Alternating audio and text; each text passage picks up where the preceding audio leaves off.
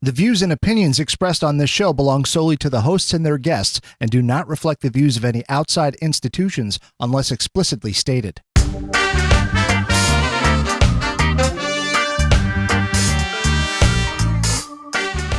What's up, everyone? My name is Steve Vanderwall, and I'm the host of Cannabis Cum Laude, a podcast devoted entirely to cannabis. This podcast will cover a full spectrum of topics, including cultivation, business, medicine, politics, culture, advocacy, and everything in between.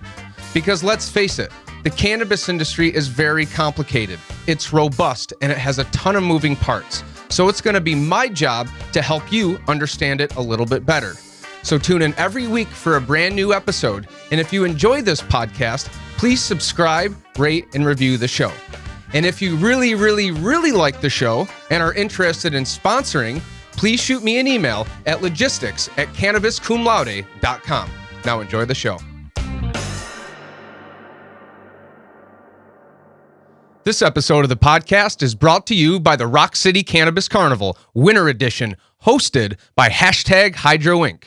On Saturday, December 18th, join us at the Main Street Armory in Rochester, New York for what is surely to be the cannabis event of the year. With over 90 vendors showcasing the best flower, edibles, concentrates, infused foods and drinks, clothing designs, jewelry, CBD, and more, this event should definitely land high on your priority list. And it wouldn't be a carnival without live DJs, a THC-infused drink bar, stilt walkers, aerialists, carnival games, and so much more. This is a 21-plus event, and tickets are on sale now at etix.com and through mainstreetarmory.com, which you can access in the show notes. So whether you're a joker, a smoker, or a midnight toker, come check out the Rock City Cannabis Carnival Winter Edition on December 18th for what is sure to be the most epic cannabis event that New York State has ever seen.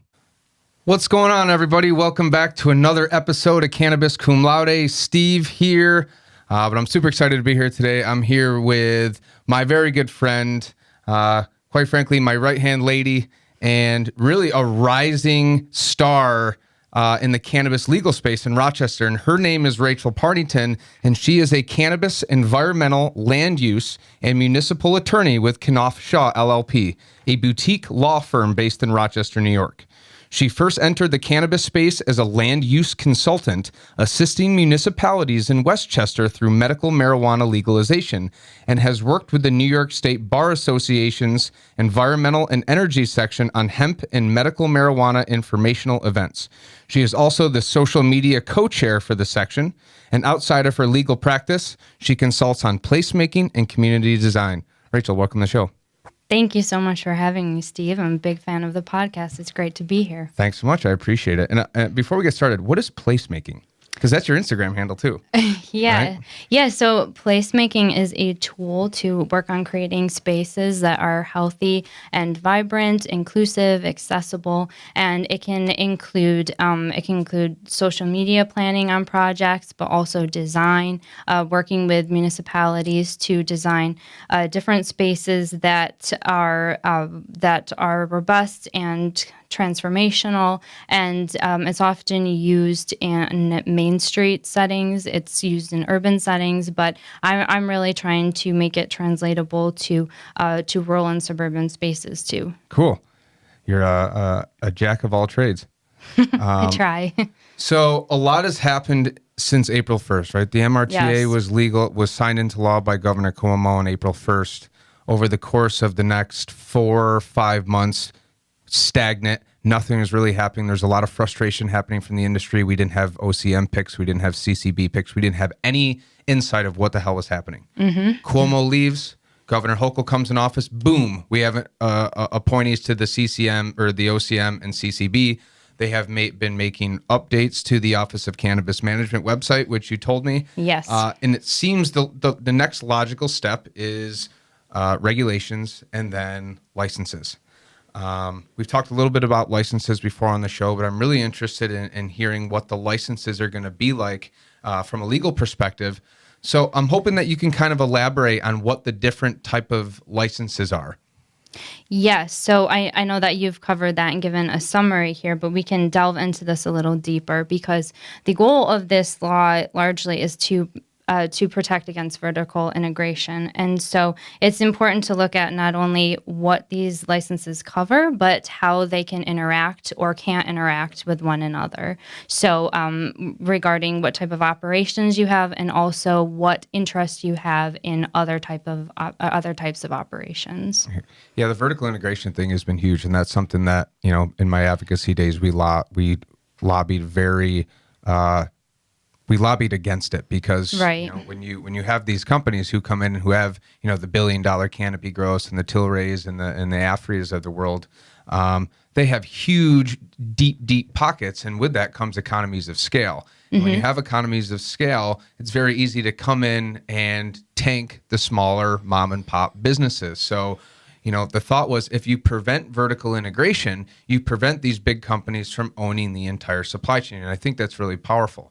But there is one instance, which is something I really want to dive into, where you can vertically integrate, and that is with the micro business license or the craft cannabis license. Can you talk to me a little bit about that? Yeah, sure. We can go straight to that. And also, there are components where you can be vertically integrated for a registered organization, really medical marijuana, and also the cooperative license. But I think that a micro business is something where it makes sense to have a level of vertical integration. And I think that's going to be an option that's really attractive to social equity applicants. It's a way to get your start in this space and really have a craft business, something that people can a brand they can identify with and appreciate, and it can really build a community around it. So I think that's going to be a very attractive option, and I'm working hard to assist people with that.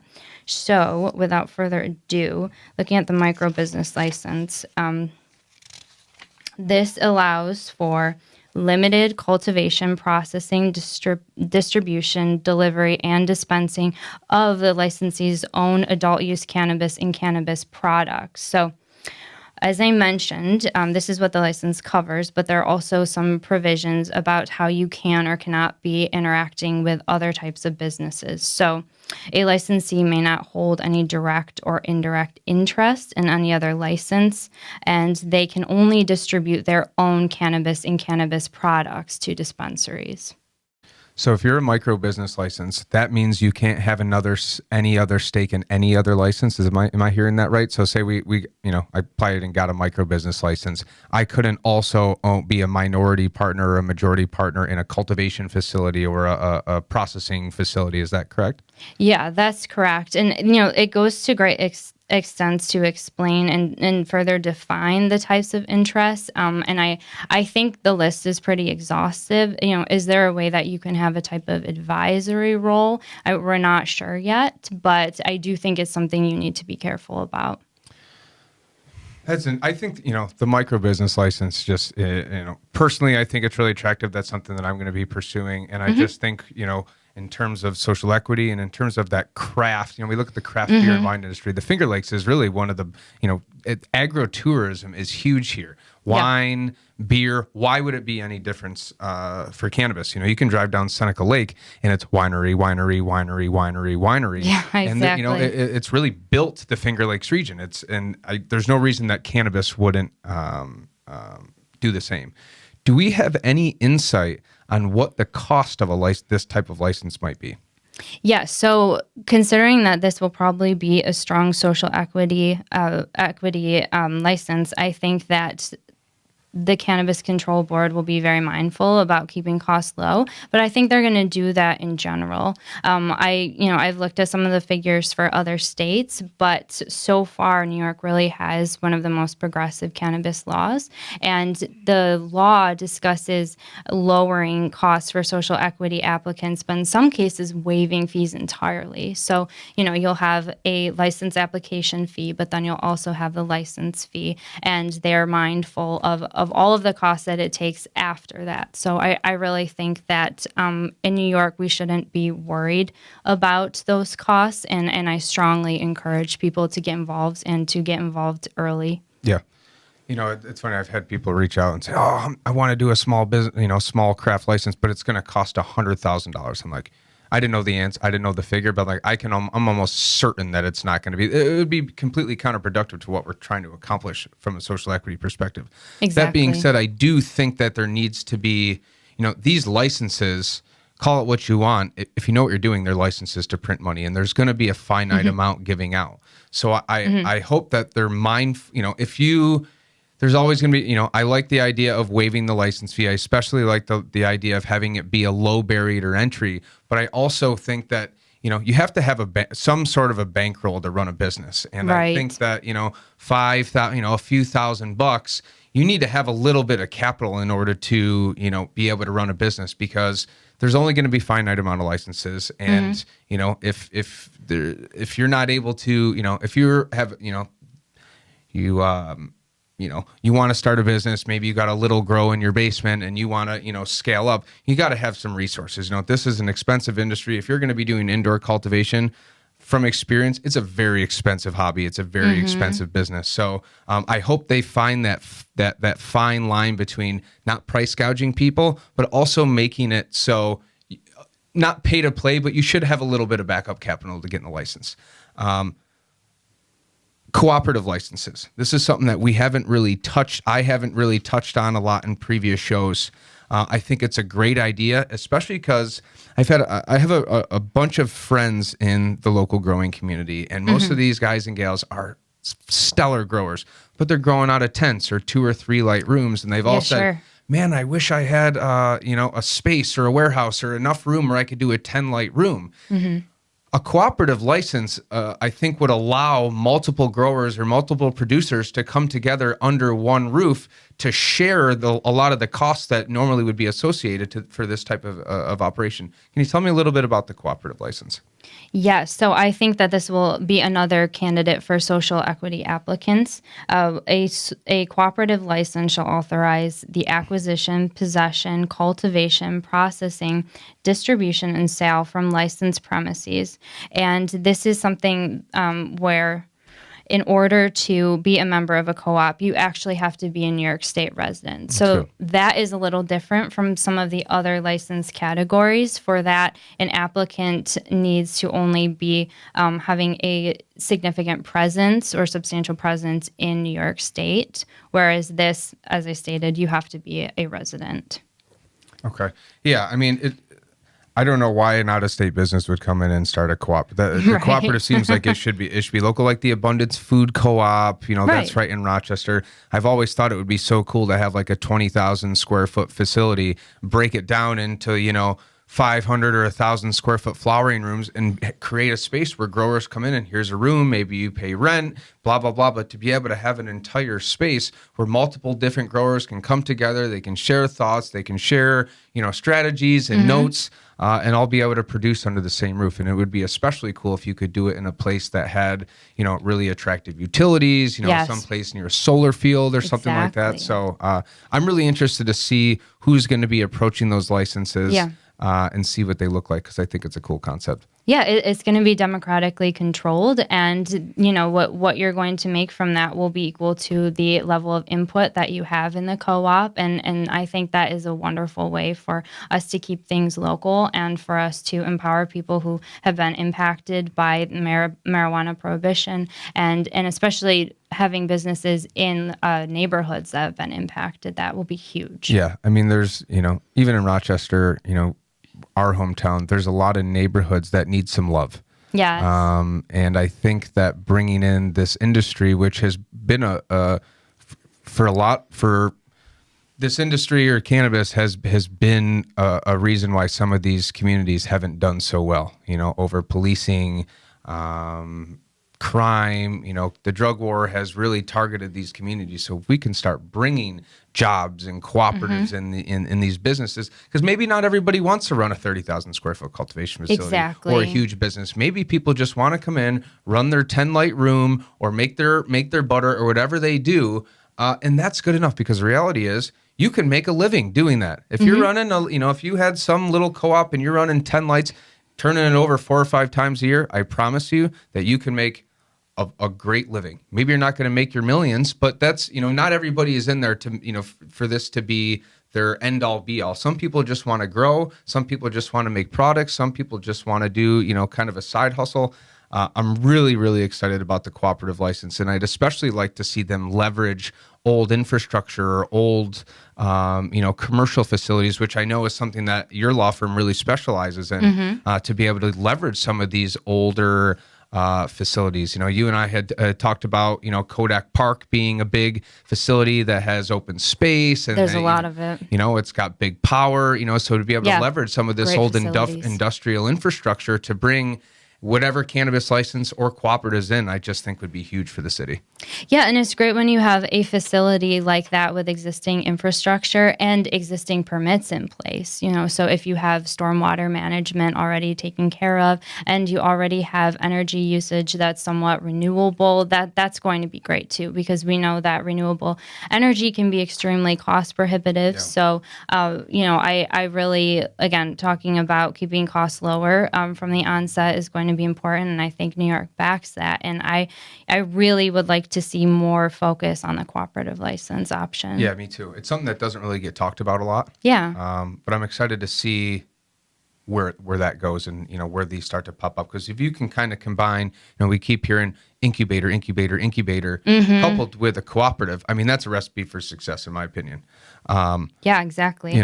So one thing that I do want to touch briefly on is the sustainability aspect of these licenses, something that we worked on a little bit together. Cultivation is indoor cultivation can be incredibly unsustainable. Yes. Right? I'm an indoor cultivator. Guilty, right? We do our best to manage waste and manage energy. What do you know about sustainability requirements, if any, that will be in the licensing process?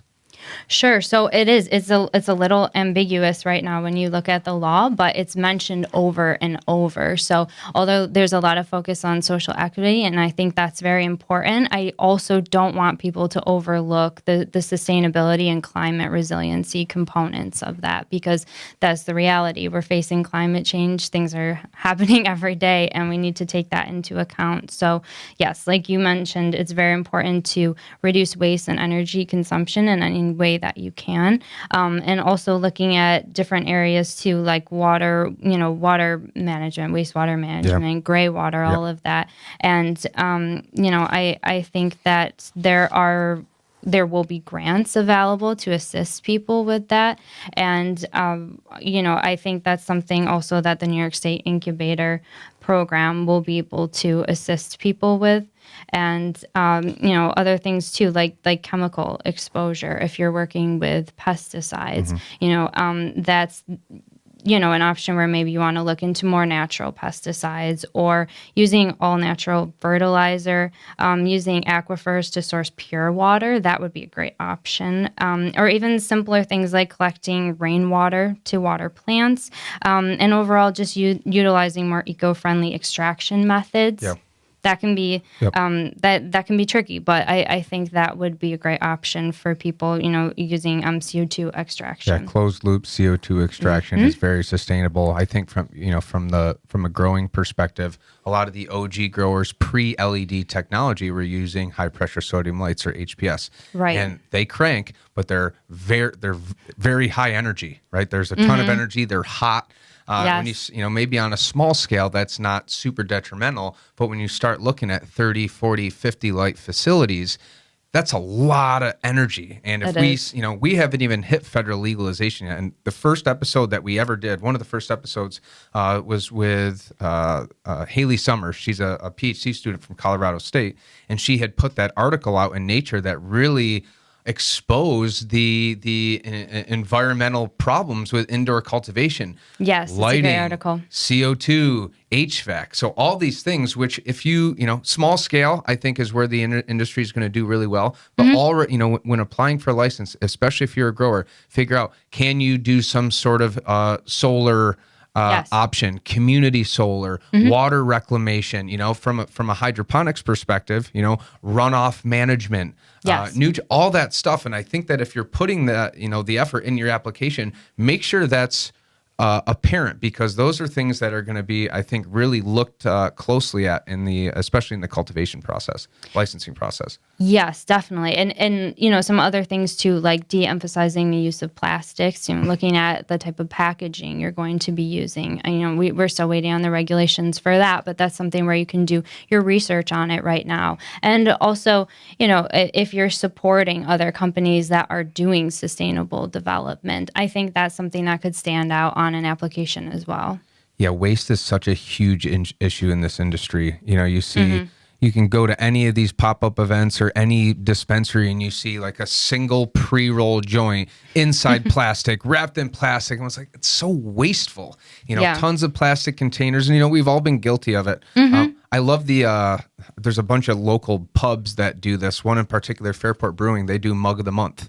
Yes. And I would love the idea of, having if you run a dispensary, you get on a Mug of the Month, you get a jar and you bring it back with you every time to fill your cannabis in or whatever you do. I think that would be a great way to cut down on waste. But we just, Justin and I talk about this all the time. This could be a really, really good thing for communities, for agriculture, for jobs, for the country, for everything. But if we're doing it at the expense of the climate and the environment, none of it matters. So I think really in terms of licensing, social equity and sustainability are going to be two key factors. Yes. We talked environmental stuff. Let's transition over to social equity. This has really been the driving force behind the bill, behind the MRTA. And quite frankly, a lot of states have been very verbal about their wanting to, have a socially equitable bill, but not a lot of states have actually done it right. I do think that New York has the opportunity to do it right. I think that the appointees and the members of the OCM and CCB are going to be they're going to be great for making sure that social equity actually comes to fruition. So how exactly does social equity work in the licensing process? Sure. So that's part of the licensing criteria. And it's not only looking at whether you are a social equity applicant. So we have this goal of having 50% of licenses going to a social equity applicant, which would be women, minorities, distressed farmers, or disabled vets. And, looking beyond that, whether an applicant has a social equity plan. So maybe you're not a social equity applicant, but you have plans in place. And they really, I think, will take that seriously. It's something that you want to have in your license application, but also long-term, when you look at renewal, they're going to see if you have actually made good on those promises. And they're going to look at who you're employing. They're going to look at the neighborhood that you're applying and going to be operating in.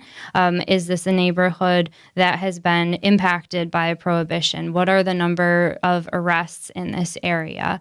Or do you have job training programs? Is this a place that is accessible by public transit for employees? There are so many different ways that you can build on your plans for social equity and show that you have good faith there. It's really important. I really cannot stress that enough. Yeah, I mean, there's kind of two camps. I know a lot of people who, a lot of males who look like me, and it said, we're kind of worried about, we're growers. I've been a grower for a long time. I'm worried about my opportunity to get a license because I don't check any of those social equity boxes. And I know a lot of people are putting businesses in their spouse's name or somebody else. But I think that, for people who might have those worries, if you include a social equity plan into your license application, you probably will stand a really good chance. And not to mention, there are 50% of licenses that are going to social equity, and the other 50 seem to be up for grabs. But the short of it is, social equity is going to be a huge driving factor in getting a license. Make sure your plan, has a lot of articulates its points and a kind of a social equity roadmap. Make sure you have sustainability and environmental factors written into your application. Is there any other things that people should be conscious of when going for a license outside of social equity and sustainability that you can think of? Yes, absolutely. So this is where you want to look at the municipal side of it and why it's really important to start working on that now. If first you want to decide what type of license are you going for. And then at that point, in addition to any type of business plans you're making, you want to build a relationship with the municipality that you plan on working within. So, I recommend that people reach out to the town or city or village that they're looking at and start, presenting some of your plans. See if there's any way that you can work on some of the municipality's goals. Show good faith there.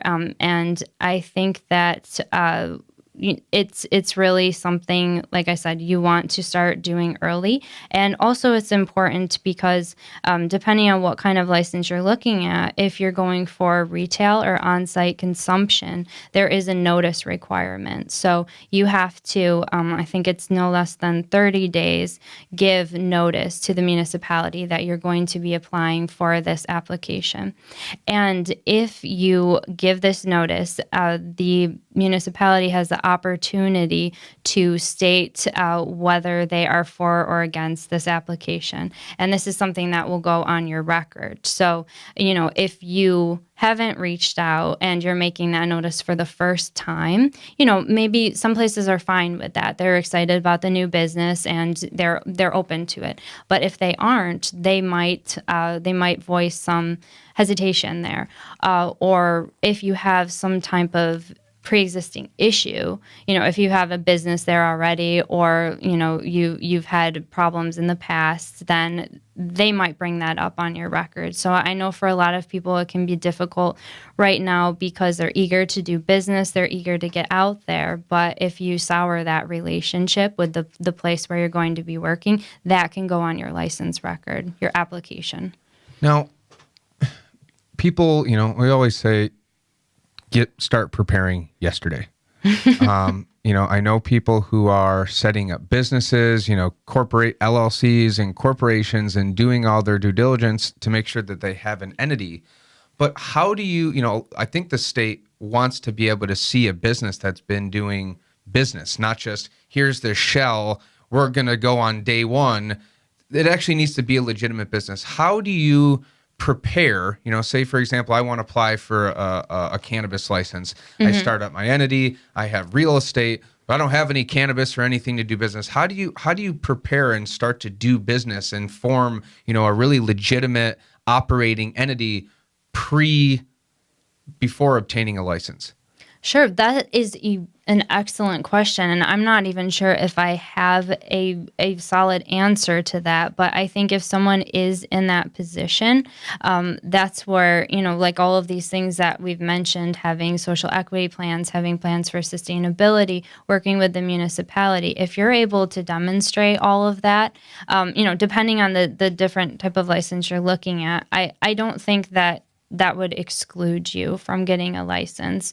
And so, if you, for instance, if you approach a municipality and you present some of their plans to them, they're going to show you any type of permit you might need. You might need to go through the site plan review process. Like you said, if you have real estate, to begin working on that. The law talks about if the person is ready, willing, and able to operate. So, that's looking at it at that moment, not how you've been operating in the past. Uh-huh. And if you have access to the real estate, if you own it, if you have a lease or some type of user agreement that shows that you can start from day one or that is pending, that's good too. If it's a lease, you want to be careful because if you have a license, for instance, that's 2 years, and then your lease agreement is only for 1 year, the law talks about that being an issue.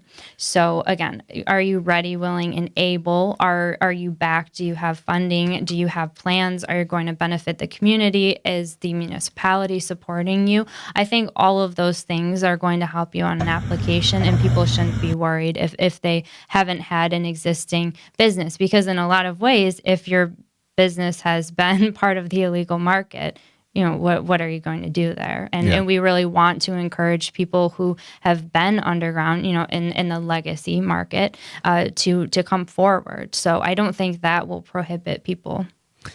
It's funny that you say that. every time I have the option to talk to a friend of mine or somebody who's been operating in the legacy market, I always ask, "You going to get a license?" And some people say, "Yeah, I'd like to," but the majority of people have said, "Why would I? I've been doing this for 10, 15, 20 years, tax-free. Right. Why would I do it?" Right. And that's a reality that we're going to have to face. But I wish, and I don't know how they'll plan on doing this, we could figure out a way, like a bridge, and a really highly incentivized bridge to bring these legacy market. These are the people that built the industry, and Exactly. these are going to be the people that, if the industry is not set up in a way that's attractive and competitive, that you're going to be competing with. They already have SOPs. They already have, so this is not just, underground, drug dealer businesses they're very sophisticated folks. In my opinion, it takes. It's more complicated and more sophisticated than running an above ground business.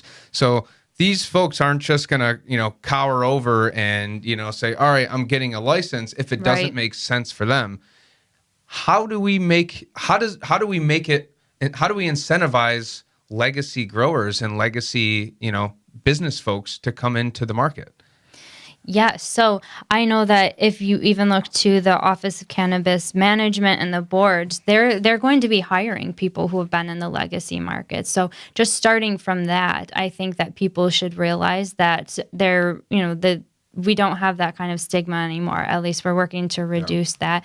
And they'll understand their needs because they've been in that market themselves. They're not shying away from people who have prior arrests. In fact, they're encouraging employment by those people. Yeah. So the people who will be reviewing your application, who will be taking your questions, who will be on the advisory board and solving, some of the trickier issues in the business, they're people who have been in the legacy market. And talking about reducing that stigma, I think it is huge because, when you look at the social equity categories, a lot of the people that I know, they're already there because you have people who are, they were drawn to cannabis because maybe you're a disabled vet and you've had pain and this is the only solution you've had, or you're in a community where that was a recreational process or pastime, and it's a way to build community. It's a way to bond with other people. It's for women and especially women who have any type of pain issues, they're often overlooked by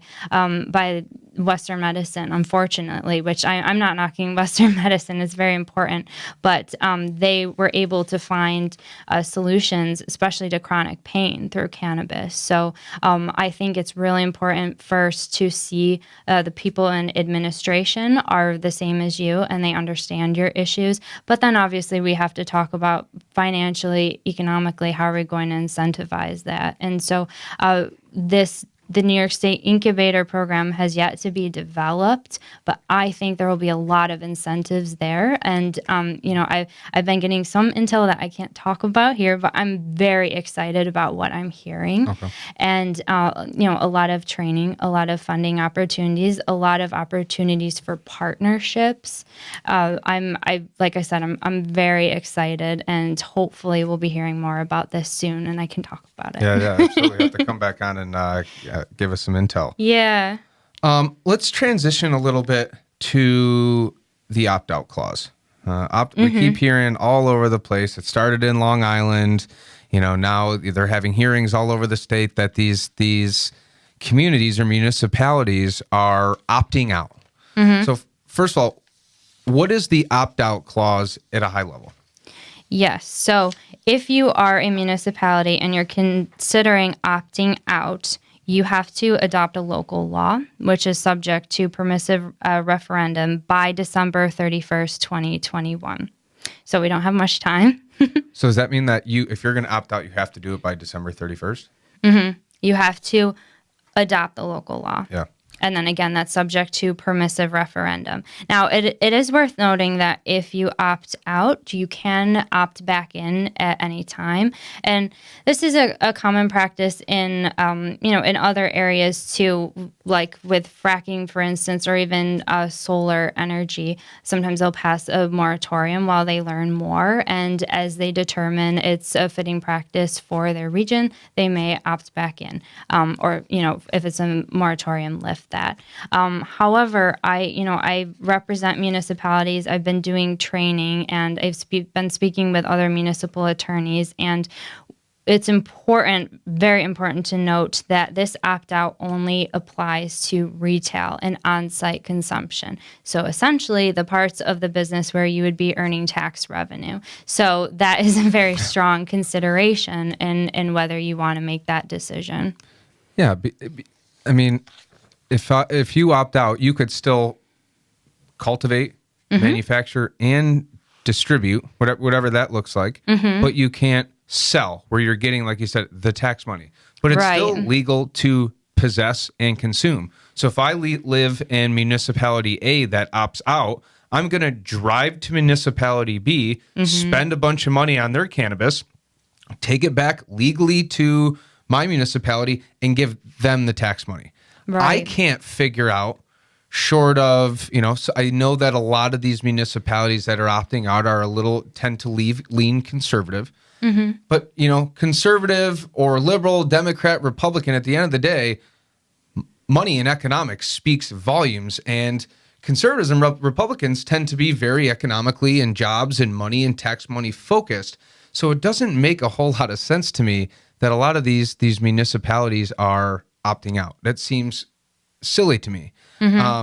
But quite frankly, and I mean this half kidding, for the Rochester market, which is going to opt in or not opt out, this is a very progressive area. If every other municipality in the whole state opted out, that means people are going to one place in the entire state to buy cannabis, which would be great. Obviously, from a business perspective, we would thrive here. No bias there. Yeah, no bias here. But yeah, I would imagine that once you see the tax, when the tax revenue numbers start coming in and they start realizing, wow, we're missing out on millions of dollars, they'll probably flip a switch. But that just, the advocacy doesn't stop when the MRTA is passed. It doesn't stop when the regulations are passed and licenses are coming out. This is going to be a continuing process to hopefully we have uniform opt-ins through all of New York State. That's best case scenario. Right. You had mentioned the permissive referendum process. What does that mean? Yes. So the permissive referendum process follows the adoption of this local law. And it's a little different depending on whether you're looking at cities and towns versus villages. But for time's sake, we'll focus on cities and towns. Okay. So if you're a city and town and you've passed a local law determining you're going to opt out, this local law is not effective until 45 days after its adoption and is approved by electors if a petition is filed requiring the local law to be approved by a majority vote of the electorate. So essentially, you can have a local law pass, but if a petition is filed and the petition is voted on against this law, then you lose that law. Democracy. Democracy. And, there are some qualifiers there. So, you have to be so first, if you're going to file a petition, it has to be supported by 10% of the voters in the last gubernatorial election. And then when you're actually voting on the petition, you have to be a qualified voter. So that means that you're registered to vote in the last election. And also, to be a voter, you have to be a permanent resident of the area. If you're someone who owns property and it's just seasonally, that would disqualify you. Okay. But again, the people have the power. Okay. Yeah, that's huge. And I know I have some colleagues in the Long Island area who are going to be fighting an uphill battle and probably exercising this because they've already opted out. So we covered licenses. We covered potential licensing costs, social equity, the environmental things to consider on getting a license. Opt-out clause, permissive referendum. Is there anything else? Oh, and garnering municipal support. You know, I'm in the process of that right now. Show up at your city council meetings, people. Even if you just say, "Hey, my name is Steve. I'm going to be, this is what I do. I'm going to be approving or applying for a license in this area. I just want to show my face and nice to meet you. I, offer myself as a resource. Go out there, shake hands with your local electeds, show up at these events, start to be present at these because that will pay off. Relationship building is the name of the game. And if you are a friendly face who's done good by the community as a tax-paying New Yorker and living in Rochester and the city council and the local, representatives know who you are, that's going to play very well in your favor. Just a brief aside. Is there anything else that we haven't covered yet today that is burning in your mind that we need to cover? Yeah, so there are a few more points about the MRTA and municipal law that I want to address because, right now, as I mentioned, I represent municipalities and we're working on training. And part of this is because they're going to have to reevaluate their local laws. So mostly this will impact zoning. And the way that the law works is the local municipality cannot pass any law that would essentially regulate the cannabis industry, but they can have certain time, place, and manner restrictions and regulations in place. So what does that mean? When you're looking at this, the standard is that you can't have any law that would make operation unreasonably impractical. And this is something that will be taken up by and defined further by the Cannabis Advisory Board. But what we can look to is, how similar industries have been regulated. For instance, if you have a bar, you can have potentially laws that regulate when it's open, the location it's in. We have different zoning districts in a lot of municipalities. In this day and age, most places have zoning districts, but some don't. And so, when you're looking at that, again, is this type of law, does it make the operation unreasonably restrictive? So if you're saying that a bar can be open till 2 a.m. in the morning, but a dispensary has to close, or an on-site consumption lounge has to close at 4 p.m. or 5 p.m., there's a disparity. Yeah. That could be considered unreasonably impractical. And again, this is something that will be taken up and considered by the Cannabis Advisory Board, but that's what we're talking about when it comes to time, place, manner restrictions. Okay. Yes. And so, as I mentioned, right now, municipalities are going through this process. They're looking at their existing districts and they're considering where would these different businesses be best fit. If you're looking at a dispensary, is it best suited for a commercial district? Most likely. If you're looking at an industrial area for cultivation, does it need to be in a light, medium, or heavy industrial zone?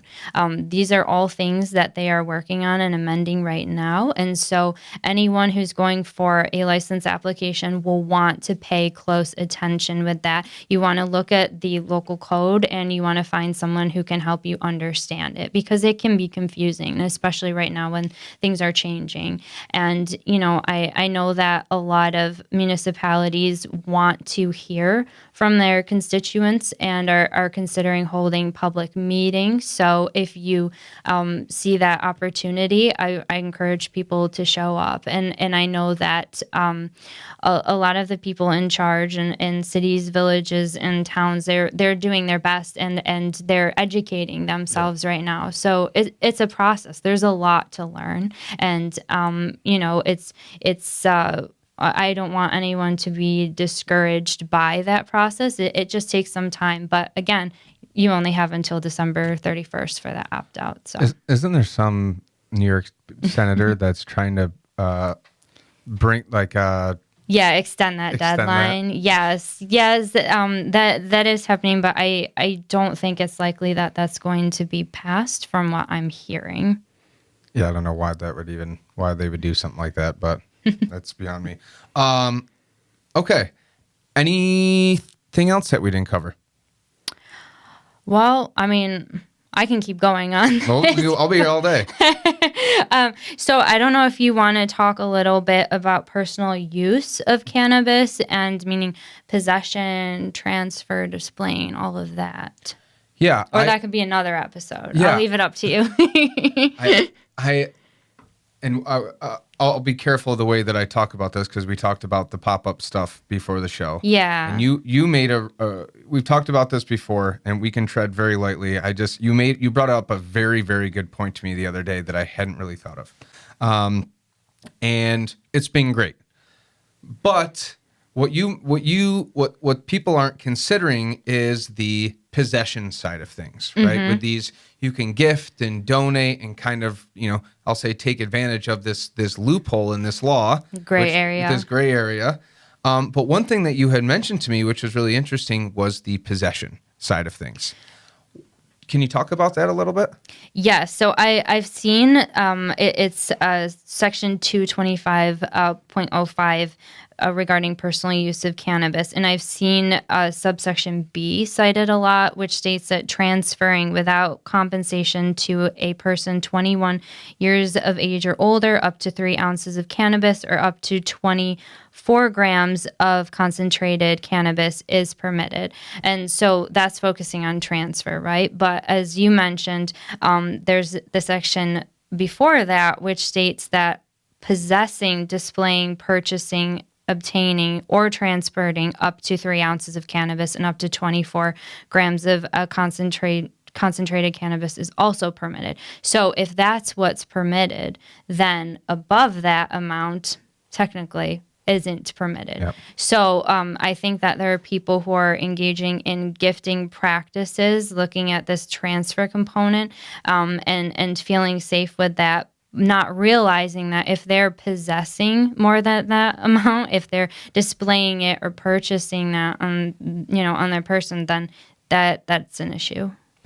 Yeah. So, and I've seen at some of these events, people have, probably more than 3 ounces of cannabis and more than 24 grams of concentrate.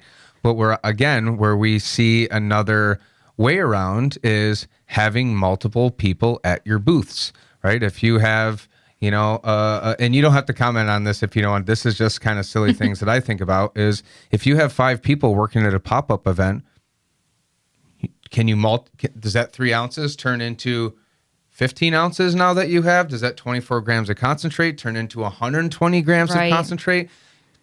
Personally, and I'm not a lawyer, I'm just a silly, gutsy entrepreneur, but we haven't really seen a lot of law enforcement get into these events. They know what's going on. Really, this is just a silly workaround of language. Here's a donation. Thank you for your gift. Blah, blah, blah. Call it what it is. It's a language thing. But if you really want to kind of like mitigate any potential risk, I think is it fair to say that having a few extra bodies, and you don't have to comment on this if you don't want to, feel free to pass. Logically, to me, if you have a bunch of bodies at your tent, you may be able to mitigate yourself away for some of that possession risk if you are violating that. Is that? Right. So are there risks involved with that practice? Yes, I still think there are risks, but is that less offensive to the law than someone who is selling a product at a heightened price and doing that with a gift accompanying it? I think that it's less offensive. I'll say that. It's the Wild West right now. And it's fun. I'm happy to see, some of these small entrepreneurs out there crushing it with donations. These events have been super successful. We have the Liddy event coming up in a couple weeks. She's great. She's great. Local homegirl who has really, been one of a few people who have really propped up this pop-up community. She's going to be getting a new kidney. So, we're already seeing this community come together in the gray market to help our fellow cannabis folks. So this will, I think it's on the 10th or 11th of October. Liddy 420 is going to be hosting a benefit for a kidney transplant. It's going to be awesome. Everybody should show up. But it's just, even in the gray market, this is historically people doing this were considered criminals. And to me, these are some of the best people I've met. These are people that are coming to the aid of other people. Half of them, they don't even know each other, but hey, she's in the cannabis community. She's awesome. She must be a good person. Let's come to her and see if we can help her. So it's just a great community. I love this. I'm really excited for licenses. I've been itching for that for 5 years, quite frankly. But it is cool to see kind of this gray, Wild West market, because quite frankly, I think it's to New York's, it's is great for New York, because this is free market capitalism right now happening. This is essentially no regulations. People are coming in with their products and their brands and their at-home butters and their small grows, and we're really going to see the best of the best. And I think that New York State, I think they kind of know that. We're seeing some really strong entrepreneurship happening. And the reality is businesses are going to phase out. They're going to fail. People that get licenses are going to fail and lose a lot of money. This, at the end of the day, this is business. Whether you're gifted a license and all the education that you want, blah, blah, blah, people are going to fail. Businesses are not guaranteed to be successful. Sure. But when you have this kind of gray market, people can kind of, start to try different things and dial in their branding, dial in their niche. So when it comes to the real McCoy with licenses, I think we're going to be a lot more mature than just a brand new market. Here's licenses, get to work. Because there's a lot of people who are already putting the work in right now. Yeah, exactly. And I think regarding the gray area, you can look at other states, they've all had to deal with this. And, as you've mentioned, this law has a strong New York State focus. And so we understand that there's a legacy market. And, although you can have home cultivation, personal use, is home cultivation, we're waiting on the regulations on that. It's not permitted. But again, we know there's a legacy market there, and people are trying to build businesses. They're trying to do the best they can. And really, this law is going to be a vehicle for huge change in this social equity space, sustainability. And so, I think people see a lot of examples where a product is just being gifted and donated, and there's obviously there's some money there, but part of that too is that anytime you have a business and products, there is some type of sampling that has to be done, or an exchange of products, so people can understand what are you offering, and can we have a relationship here? Do I want to sell your products, or do I want to go into business with you? So I think that New York and local municipalities, law enforcement are trying to be respectful of that, and like we've said, understanding that a lot of the people in this space have been impacted by obstacles and struggles in one way or another, and we don't want to hurt those people. So yeah, it wouldn't make a whole lot of sense. We've seen these events. Every single pop-up I've been to has been as diverse could be. And to me, knowing that it's social equity focused, knowing that this program has really highlighted the devastation that the drug war did to these communities, it does not seem. I just feel like the pushback that the community and the state would get if people started, if police started coming here and started arresting people and issuing violations. Is it possible? Sure. Yes. But I think that I just think that it would be very counterproductive, and it would just be a bad look. People out here hustling, people have contracts written up and vendor agreements, how you have to use this type of language. You need to know it's as legitimate as it can be right now. The one thing that doesn't necessarily worry me, because it's been like this forever, is with an unregulated kind of Wild West market, you don't really know what you're getting. A lot of the edibles market, 600 milligrams, and you drink the whole thing and you don't have a buzz. And it's like, that doesn't seem right to me. Or flour here, was it sprayed? Most people, there's always going to be bad apples. And for the most part, people have great products. They have dialed in products. But right now we don't really know what we're getting. But this is, it is a relatively safe, it is a very safe product. But yeah, it will be nice to be able to have good labeling, make sure you have products that are tested so you know exactly what you're getting. Yes, especially when you're using different isomers too, and different combinations. I mean, that is an issue. People are using products right now and not understanding what they're using. Yeah. So that is something. Actually, I think the FDA has been going after that a little bit, especially Delta 8. But again, we don't want to hurt businesses here and the people behind them. So I've seen a lot of support for that and patience. But you do have to show good faith in your dealing. So if you're working to develop your brand and business, you can sell paraphernalia. There are things you can do that are related, adjacent to cannabis that is legal now. So if you're having a pop-up and you're doing that, and, again, if you're part of the legacy market, there's, some type of small arrangement there and understanding each other's products that that's happening. Yeah. But again, like there's been the discussion about not violating the spirit of the law. I mean, people, for the most part, I really don't think people want to do that. Yeah. I mean, I think, I don't know. I get the spirit of the law argument. To me, it sounds weak. It sounds like, I get it. Yeah, but we'll get the regs out. Let's get the license applications going. Yeah.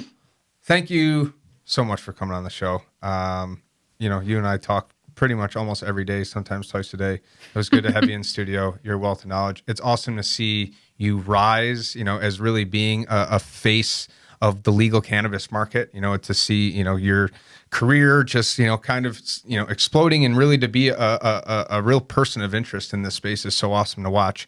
Where can people find you or reach out to you if they're interested in a knowledgeable attorney in the space? Where's the best place to find you?